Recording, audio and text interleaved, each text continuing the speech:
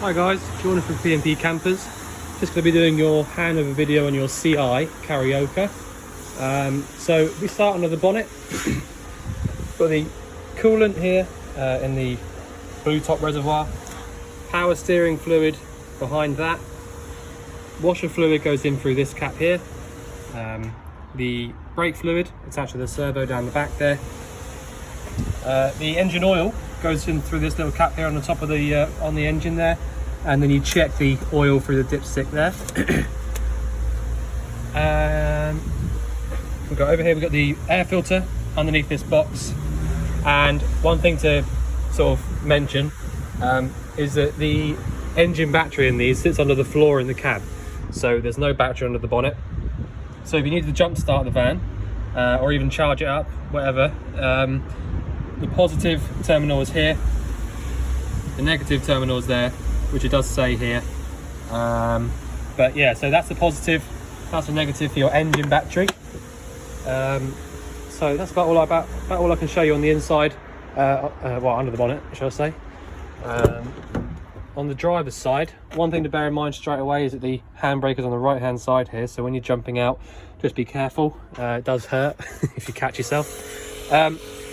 So you've got pretty standard, really, nothing too technical to sort of look at and under the in the cab, but you've got a 6-speed manual gearbox, so it's the top of the range manual gearbox. A few sort of extras here and there. I think this is cruise control here, so you've got on and off and then resume.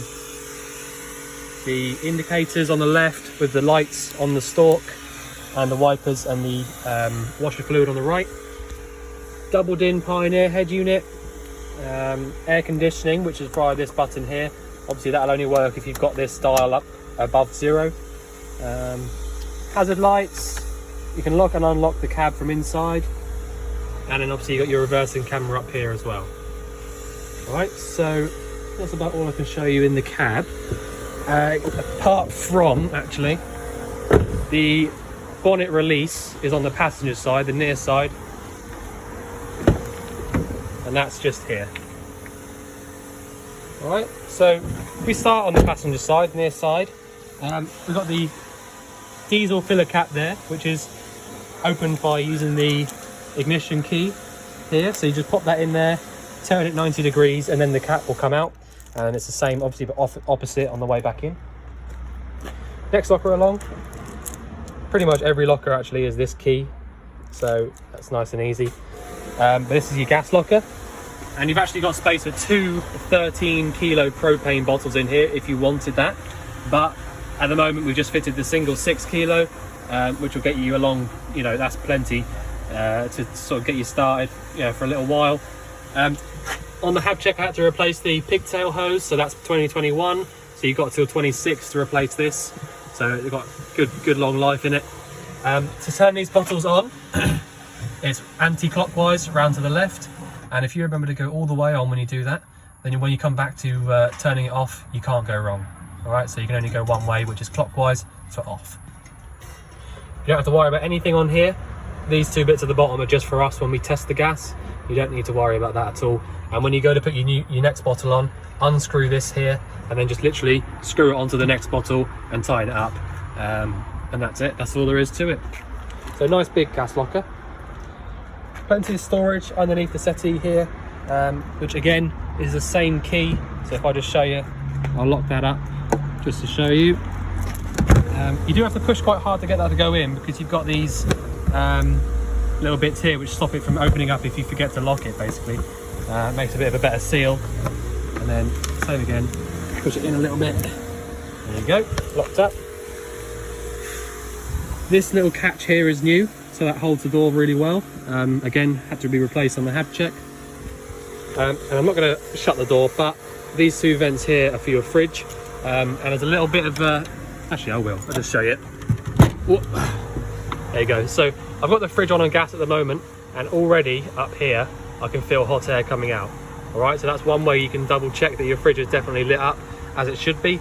But there's absolutely nothing wrong with this fridge. It lights up and works all 3 ways exactly how it should.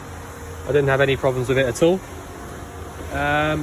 You've got an awning light up there, which you can control on the control panel, which I'll point out to you in a minute. The step comes out via this button here. So if I click that, you only have to press it once and then press it again. There you go, coming out.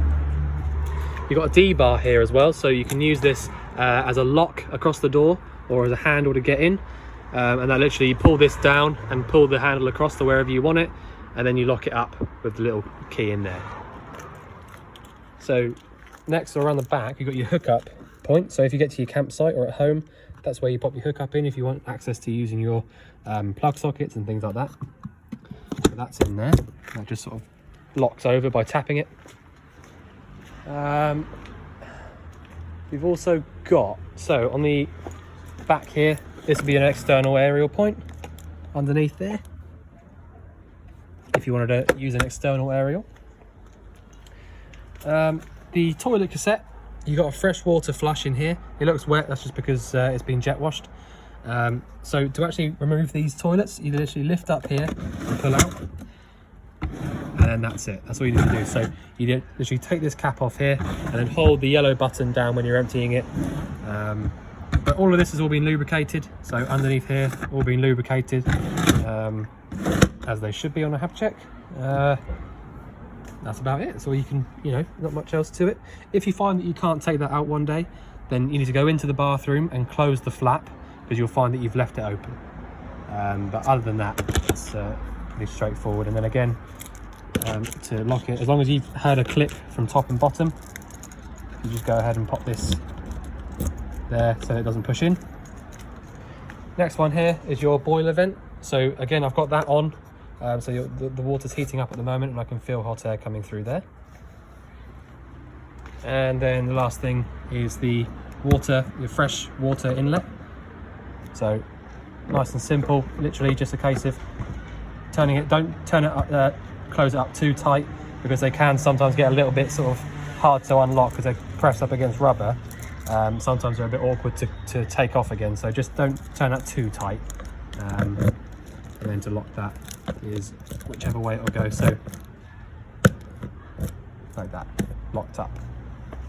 All right, I'll just have a little look underneath and make sure I've not missed anything underneath.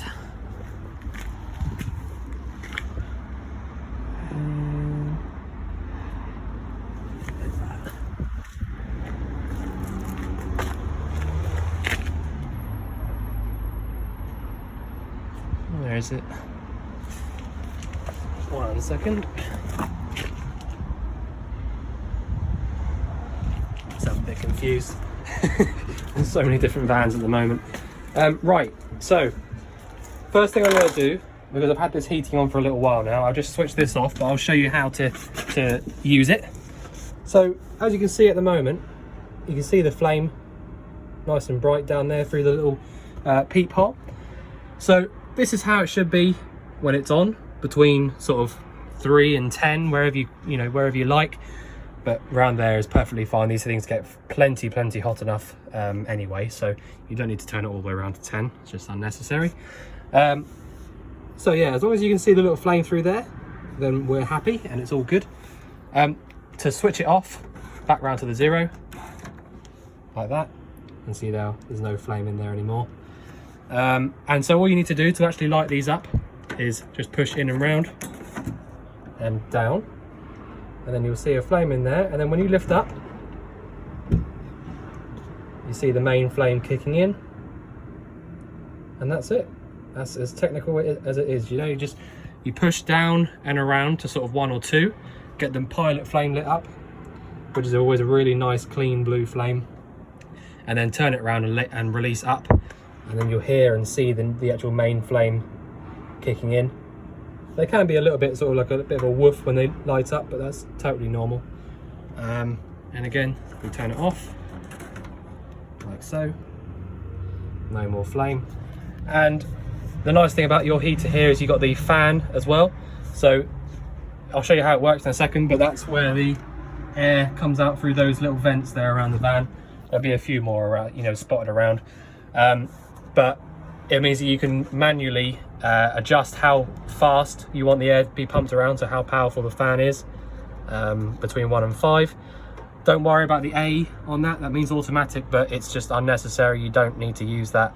You can just, you know, use it to the left so you can choose it manually. I always prefer to do it like that personally, but it's up to you. But I would leave it onto the left and just choose how powerful you want the fan.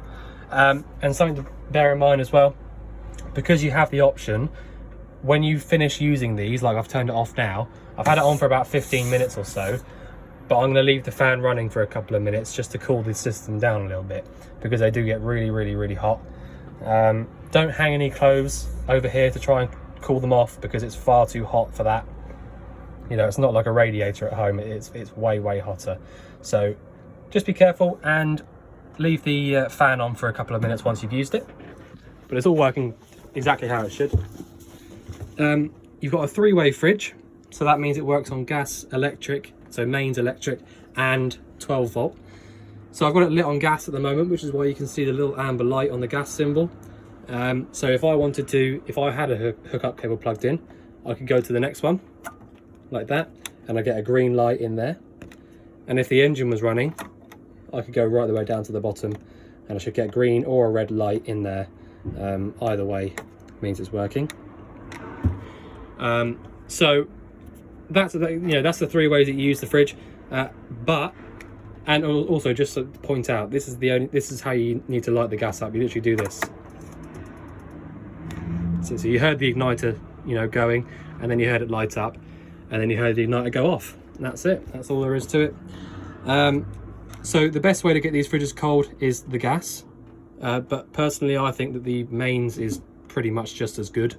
You know, it's not bad by a long stretch. It's pretty much just as good as the gas.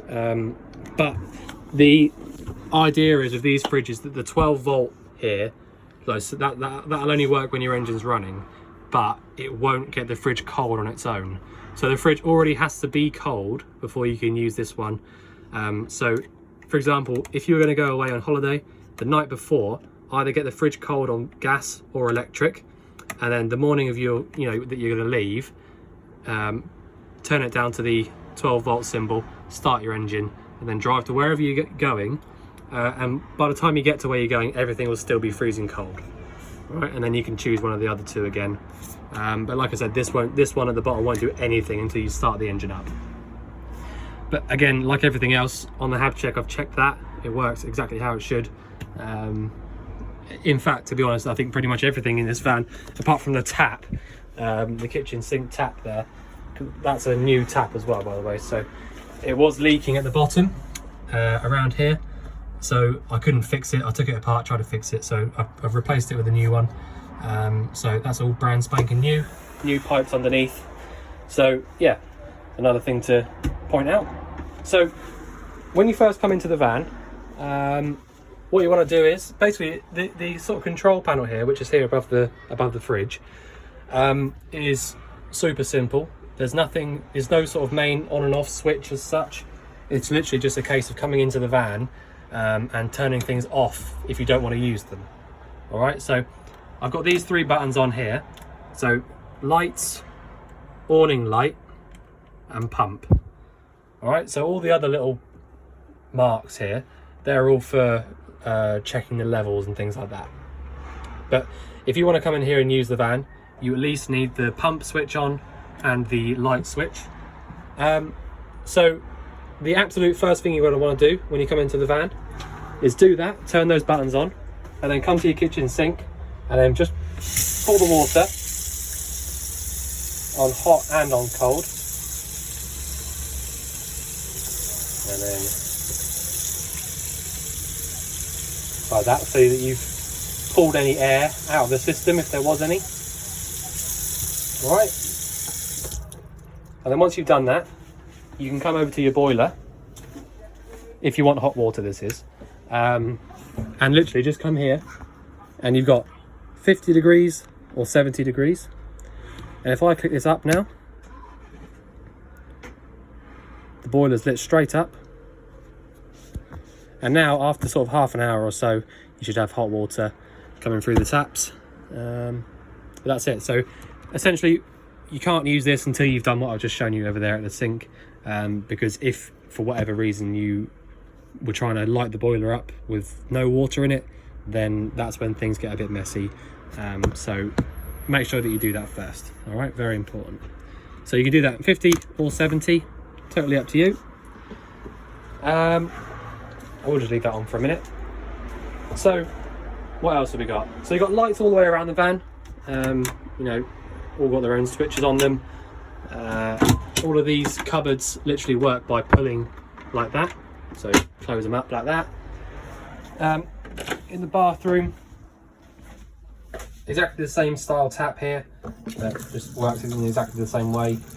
Nothing, you know, nothing technical on that. Toilet works by this button here.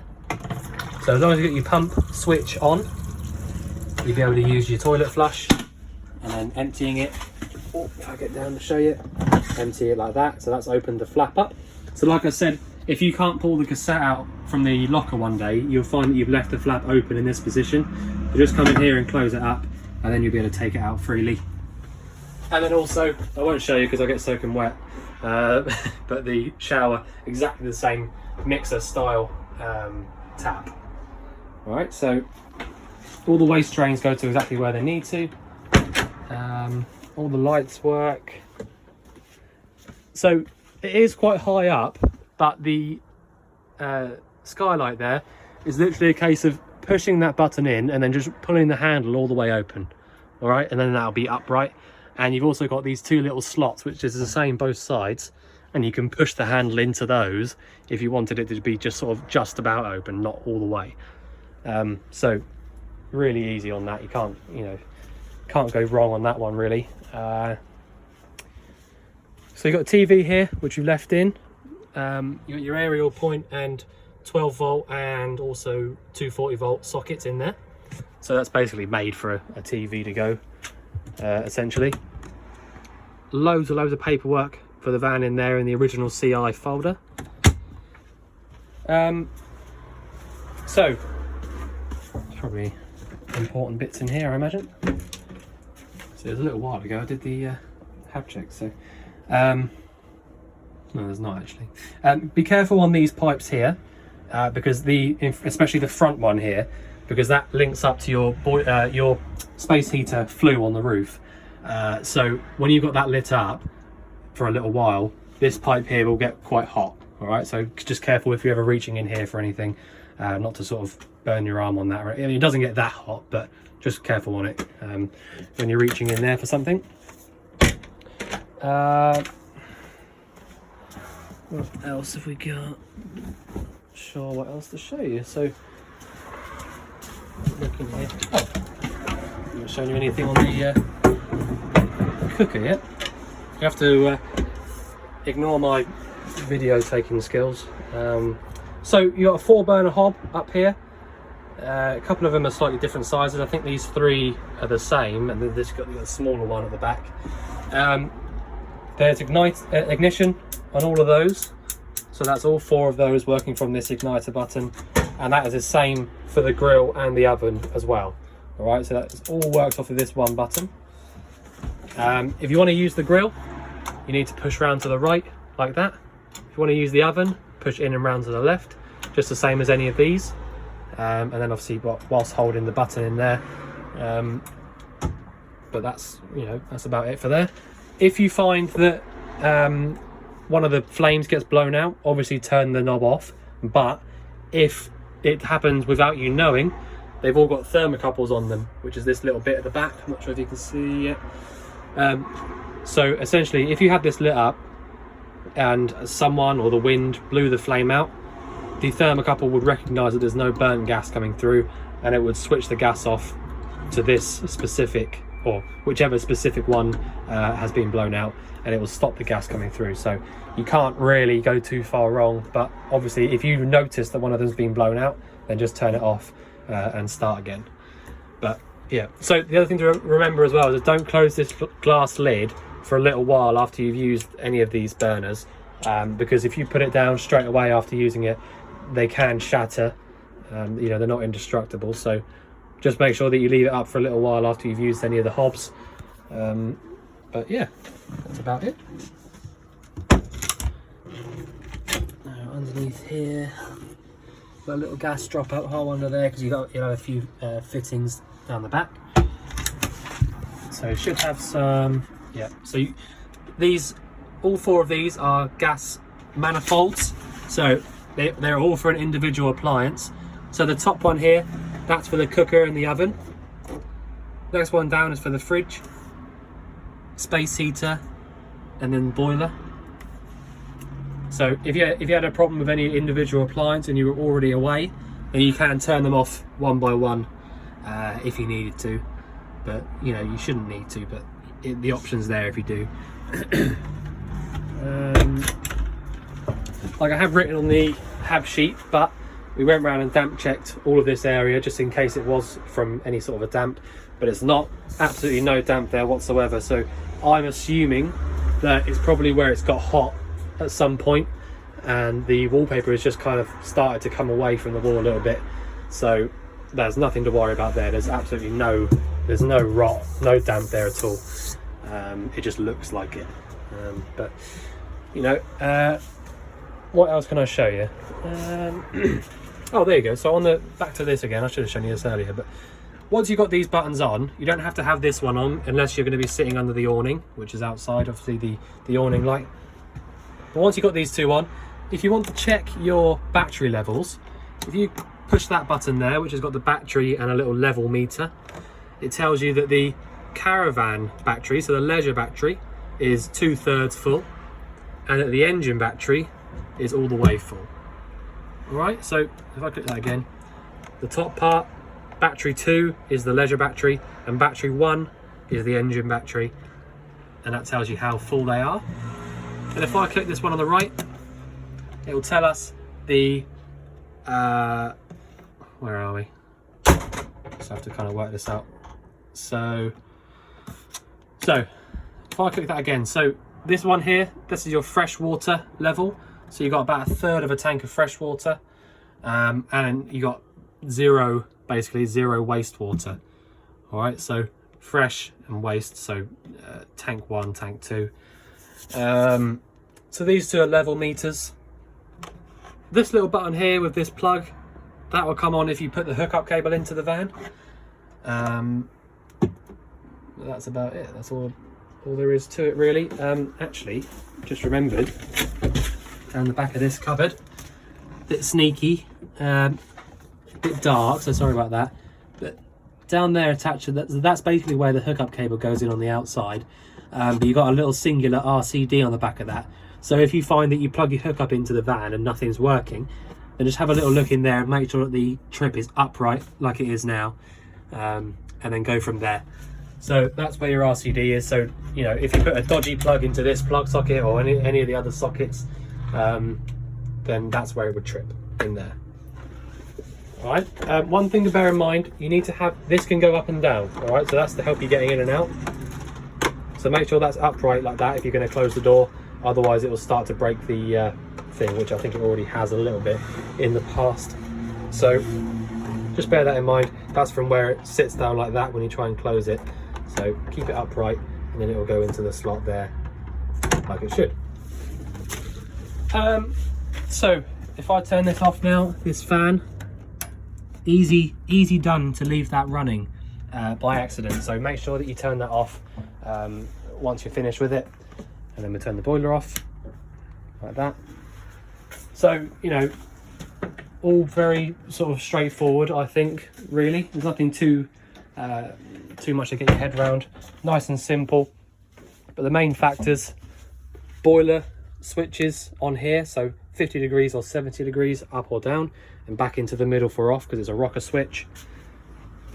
Fridge won't get cold on its own on the 12-volt symbol, so get it cold either via the hookup or the gas first, and then choose 12-volt when you're driving.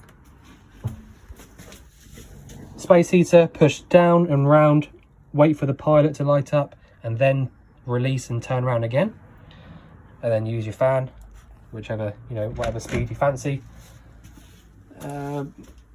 Isolator valves and RCD down the back, down there in that cupboard. And if you can't take your cassette out, then close the flap up. So yeah, so I think I've covered everything I can cover. If you think there's something that I've missed out, or is there anything you want going over again, then you can let Kelly know, you know, when you come to collect the van. But otherwise, we look forward to seeing you tomorrow to collect your van, and we'll see you soon. Thanks very much.